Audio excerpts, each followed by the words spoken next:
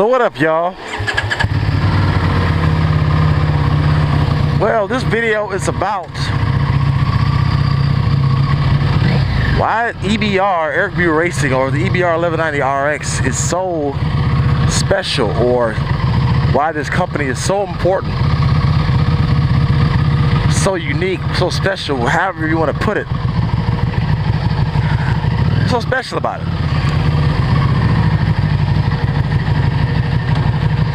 Oh, it's draft room. So, what makes this thing is so special, and everybody knows, not most people know, this bike was made in the USA. But people need to stop, they don't stop and think about what that really means. So here's the thing. All right, you have a BMW, or you have a Yamaha, Japanese, or you got your Triumph. All those bikes are made in their respective countries. But what's so special about a bike made in the USA? Not only the fact that we don't have an American super sport bike, but the fact, here's the thing. When a bike is made in Japan, it's made by Japanese people, for the most part. Japanese people, designed by Japanese people. Aesthetics are made by Japanese people. Everything about that bike is influenced by the culture of the people building it. And the people who are building it are Japanese. You know, that their whole culture is Japanese. Everything in their life they've seen and done has influenced how they will react to building that motorcycle to please their customers, who are also Japanese, but not mostly Japanese, but also around the world. Now, here we have, you know, the same thing goes with German vehicles. Their society is influenced by Germans. British are influenced by British people building their bikes. When it comes to an American bike, we are a melting pot. We got Japanese, Chinese, African, we have Lebanese people. You know, everyone growing up in this society has been influenced by other cultures, from the foods we eat, Mexican, Thai food. I mean, this is a melting pot.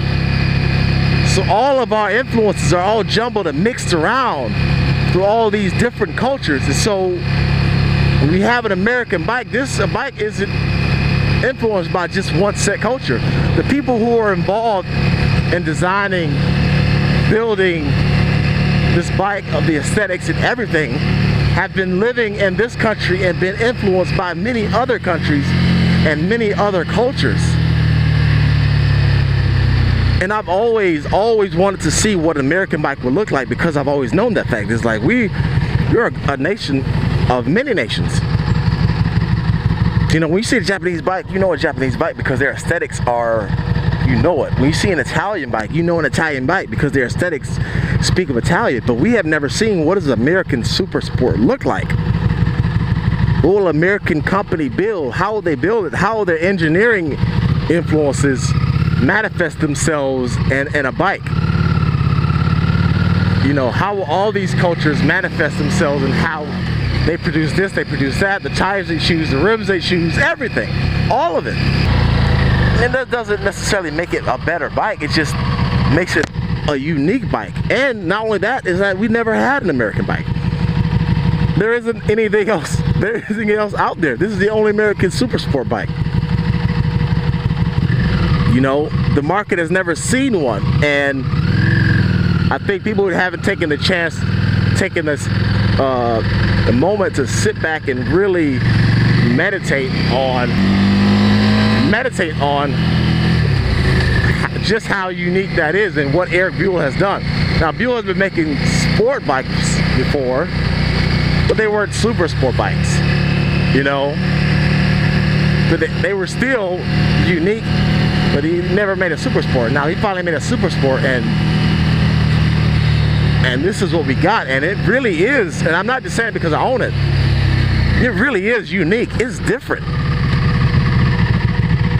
And it goes to show that the Americans will build a different bike than a Japanese bike.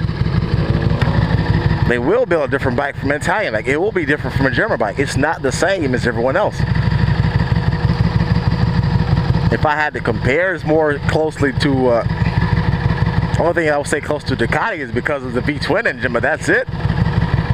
You know, the single disc perimeter brake, and people say if it's so unique, if it works so well, why isn't everyone else doing it? As far as I have researched, there's a patent for the single disc perimeter brake, so everyone else can't use it.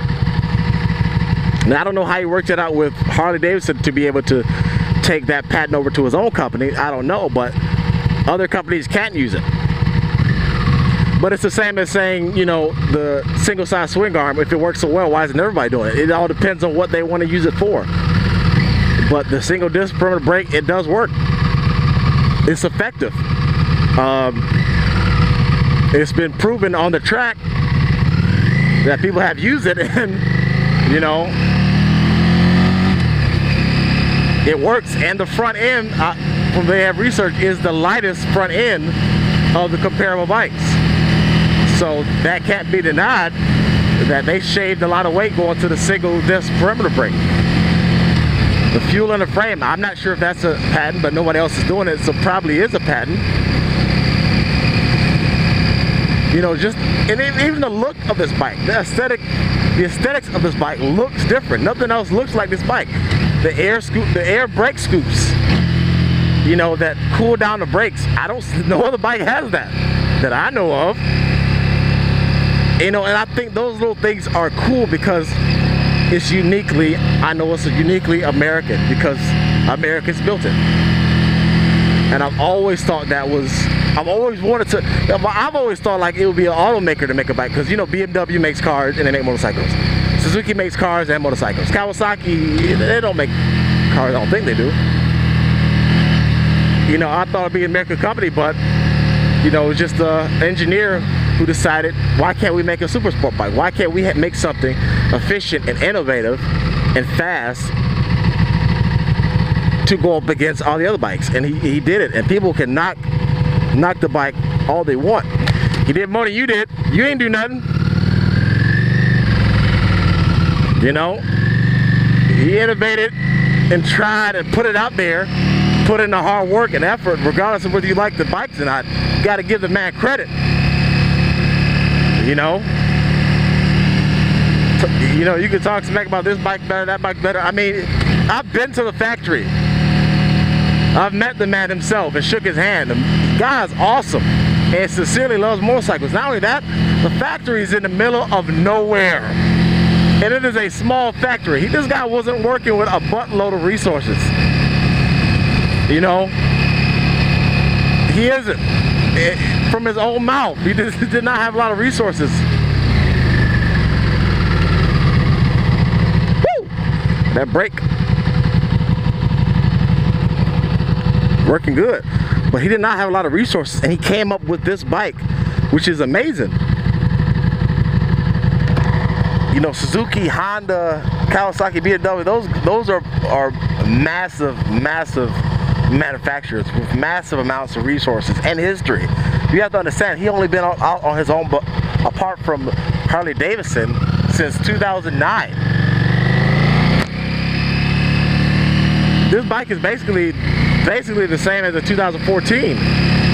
You know, he said from his own mouth he didn't have ABS and all the other electronics because he didn't have any money. You guys know how hard this market is, but that to me is why this bike is so important, is that we finally made our own. I finally got this was a dream of mine. This sounds stupid, but this was a dream of mine to finally see what an American sport bike would look like. I've always wondered. And I've also been perplexed as to why no one had attempted it. Why Harley Davidson never attempted it. And you know, Harley Davidson, learning what I learned, Harley Davidson never let him fully go the direction he wanted to with his bikes. At first, they forced him to put their engines in his bikes, which we all know are not efficient. Whether you like Harley Davidson or not, they suck for horsepower, and they are not geared for a sport bike. They're not. Sport bikes require you to have power, and Harley Davidson motors do not. 125 pounds of torque and 70 horsepower ain't cutting nothing. And he could have never made this bike at Harley Davidson.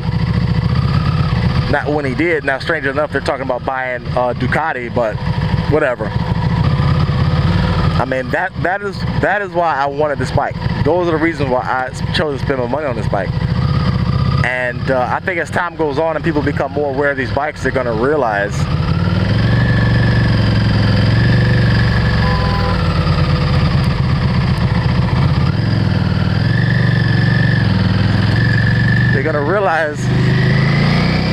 how special these bikes are and how rare these are. You realize, I've been doing research. You guys think about this. They made about, I can't get exact numbers, but I've done some digging. They've made about 1,000 of these bikes. About half of which were the SX version, the naked bike versions of this. Only 1,000. 1,000 between 2014 and 2017, 1,000 of them. So yeah, some of them gonna have some kinks because dang, only 1,000. How many Gixxers are out there? How many CBRs are out there? How many Ducatis are out there? I'll put it this way: they will make more Ford GTs, the new 2017 Ford GTs. They will make more of those than are of these bikes. Because there are about 600 of these, and we're not taking into account the people who are crashing them because they suck at riding, or the ones who don't suck at riding and really are just crashing them because they're riding the dirt dog mess out of them. So that number is dwindling. This bike is extremely rare. Extremely rare. And I see a lot of people selling them because obviously parts will be a problem. I ain't selling mine. Screw that. I'm not selling it. Even if I can't ride it, I'm not selling it. The cultural significance of this is just massive. And it hasn't clicked with people quite yet. I know it hasn't.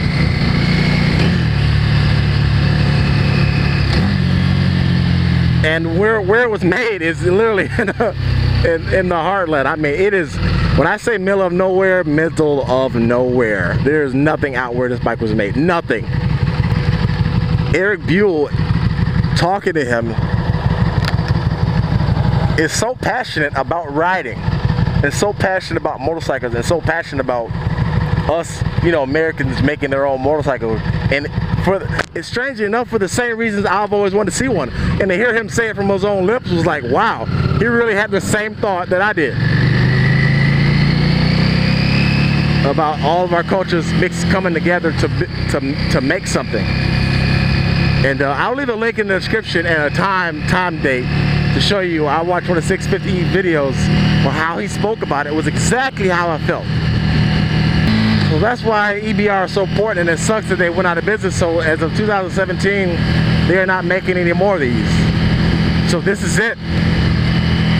You know, and I don't know what the future holds for, but the actual IP of EBR is up for sale. Everything's up for sale.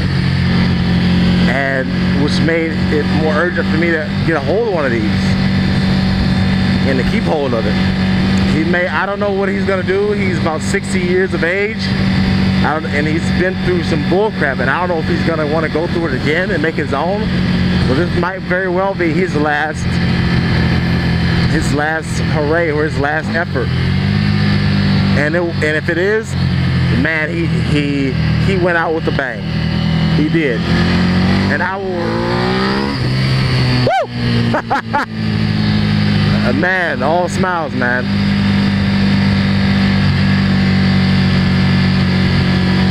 He did it, and I don't know the guy like that, but I'm proud of him, man. And I'm proud to ride it. And I'm definitely proud to share it with everybody I see, you know. So, yeah, man. And that's why I had no intention to buy the 1000cc bike. It's not that they're not wonderful, not that I don't enjoy them, but I was perfectly fine with my bike and I didn't want to spend unnecessary money. But I went out of my way to buy this because of how important I knew it was, because I knew how special it was.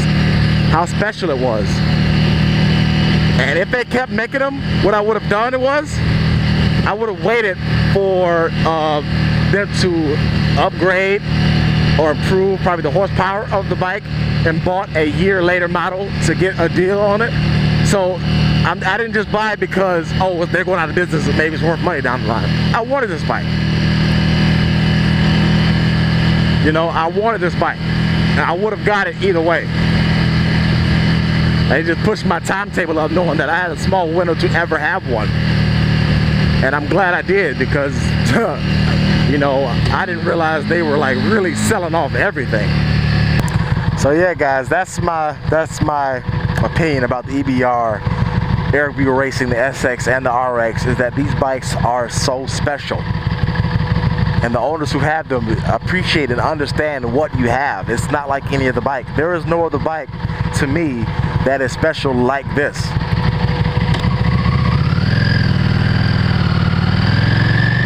So ride it, enjoy it, because they ain't making no more of them. You very well could be riding the last of the Buells ever made. Last and the best Buells ever made. And Mr. Erik Buell himself, I will say, and I did say, thank you very much for making this product. Thank you very much for doing what I wish someone had done for so many years. And I will ride this sucker and give this bike the credit it deserves. I love this bike. Oh!